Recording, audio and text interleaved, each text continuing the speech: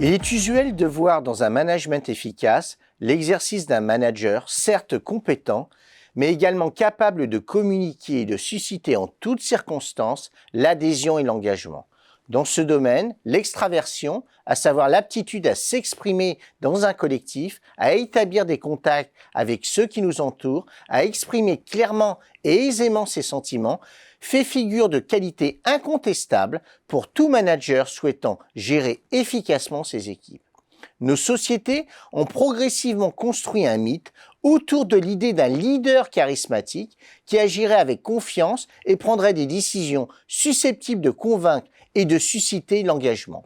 Dans cet esprit, le manager se verrait attribuer des qualités d'orateur et aurait une conscience personnelle de sa valeur en termes notamment d'affirmation de soi et de capacités relationnelles et entrepreneuriales. Il serait notamment doté d'une capacité à mieux gérer l'adversité et aurait une faculté à combiner différentes activités. Mais les apparences ne sont pas toujours la réalité. Une étude d'Adam Grant, professeur à la Wharton School, tend à nuancer cette idée. Elle révèle qu'en bien des circonstances, d'autres qualités, moins en vogue, peuvent intervenir dans l'exercice d'un management efficace. Dans cette perspective, contrairement à ce que l'on pourrait penser, il conviendrait de redonner un certain crédit à des managers qui peuvent faire de l'introversion une force plus qu'un handicap. En effet, l'introversion ne signifie pas forcément la marque d'une timidité maladive ou un manque de confiance en soi. Elle est avant tout une direction différente dans son rapport à soi et aux autres, et à la façon dont on va puiser son énergie et sa capacité à penser et à conduire ses activités. Quelle qualité peut-on dès lors attribuer à un manager introverti? En fait, le manager introverti puise sa force à l'intérieur de soi en misant sur l'observation et l'introspection.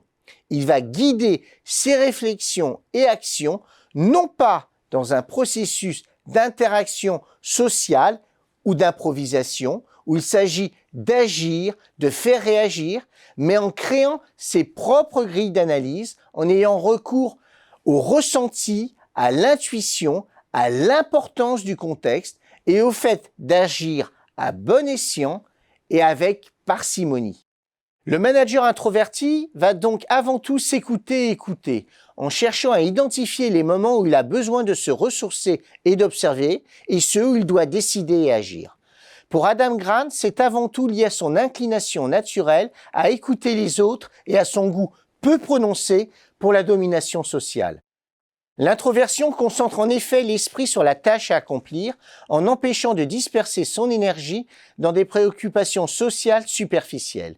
Le manager introverti sera d'ailleurs plus à l'aise dans les relations interpersonnelles où la profondeur peut davantage s'exprimer.